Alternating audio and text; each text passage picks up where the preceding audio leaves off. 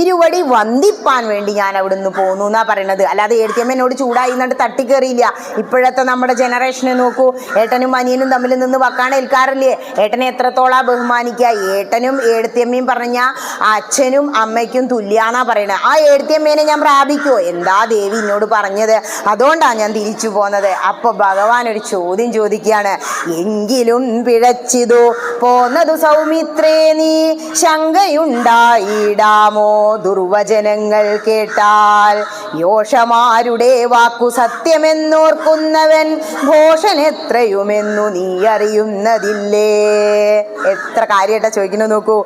അയ്യോ പിഴച്ചുവല്ലോ സൗമിത്രേ, സ്ത്രീകളുടെ വാക്ക് കേട്ടിട്ട് ആരെങ്കിലും ചാടി പുറപ്പെടുമോന്ന്. അപ്പോ ലക്ഷ്മണൻ ഒന്നിങ്ങനെ ചിന്തിച്ചു അത്രേ, ചോദിച്ചില്ല. ജ്യേഷ്ഠനോടുള്ള ബഹുമാനം കൊണ്ട് ആരാ ആദ്യം യോഷമാരുടെ വാക്ക് കേട്ടിട്ട് ചാടി പുറപ്പെട്ടെ? ഞാനാണോ? ഏട്ടനല്ലേ? അല്ലെങ്കിൽ ഒരു സ്വർണം കൊണ്ടുള്ള മാനുണ്ടാവുമോ?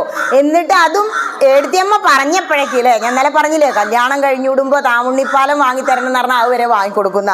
അപ്പോ ഇപ്പൊ കൊണ്ടുവന്നേരാൻ പറഞ്ഞ് ചാടി പുറപ്പെട്ടു പോയി. ഒരു 7 മാസമൊക്കെ അങ്ങനെയാ. പിന്നെ അങ്ങനെ തുടങ്ങും കുറച്ച് ഉറക്കല്. കുറച്ചു കാലം കഴിയുമ്പോൾ തോന്നി എന്തിനാ ഇങ്ങനെ ഇത് കഴിച്ചത്, എല്ലാം കഴിച്ചു, ഇത് വേണ്ടിയിരുന്നില്ല തോന്നൂലേ. പക്ഷെ ചിലർക്ക് ഒന്നുകൊണ്ട് രണ്ടുകൊണ്ടും മതിയാവണില്ല, മനസ്സിലാവണില്ലേ. പിന്നെയും ആ വിഷം അന്വേഷിച്ച് അങ്ങനെ പോവും. ലൗകിക സുഖം അല്ല, ദുഃഖ അല്ലെ.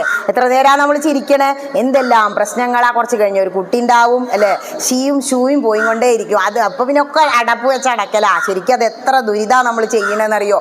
അത് മാത്രല്ല, പിന്നെ എങ്ങടേലും പോകുമ്പോഴൊക്കെ അല്ലെ, ഭാര്യ ഉണ്ടായ കാല് കെട്ടി, കുട്ടികളുണ്ടായ വായും കെട്ടി എന്ന് പറയാം അമ്മ. അപ്പോൾ പിന്നെ അവരെ സ്കൂളിലേക്ക് അയക്കണം. അപ്പോഴേക്കും മുത്തശ്ശിയെ കാവൽ നിർത്തണം. മുത്തശ്ശി എന്തായി? ശിശുപാലനായി. ശിശുപാലന്മാരാ വയസ്സായവരൊക്കെ. ഇന്നലെ ഒരു അമ്മ പറഞ്ഞു, എനിക്ക് വരണം എന്നുണ്ട്, ഞാൻ കഴിഞ്ഞെല്ലാം കേട്ടതാട്ടോ, പക്ഷേ എൻ്റെ കുട്ടികളെ നോക്കാൻ ആളില്ല. അത് ചെയ്യാതെ ഇവിടെ വന്നിരുന്നിട്ട് ശരിയാണ്, അത് കാര്യമില്ല. നമ്മൾ നമ്മുടെ കർമ്മം അനുഷ്ഠിക്കണം. കർമ്മം അനുഷ്ഠിക്കാതെ വലിച്ചെറിഞ്ഞ് പോന്നാൽ നമുക്ക് പുണ്യമൊന്നും കിട്ടില്ല. പക്ഷേ നമ്മളിങ്ങനെ അഡ്ജസ്റ്റ്മെന്റിൽ പോകുമ്പോൾ പലർക്കും ഇവിടെ വന്നിരിക്കാൻ പറ്റും.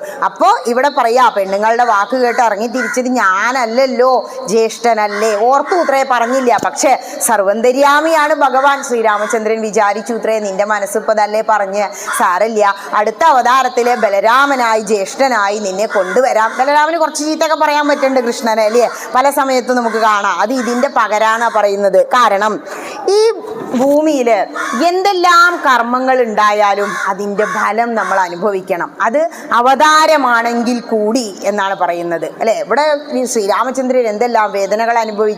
അവതാര പുരുഷനായിട്ട് ശ്രീരാമൻ കൂടി സീതാദേവി കൂടി വേദനകൾ അനുഭവിച്ചെങ്കിൽ പിന്നെ കേവലം മനുഷ്യരായ നമ്മുടെ കാര്യം പറയണോ? അങ്ങനെ ചിന്തിച്ചിട്ട് എല്ലാം ഭഗവത് പ്രസാദമാണ് എന്ന് കരുതി സന്തോഷത്തോടു കൂടി ഇരിക്കുക.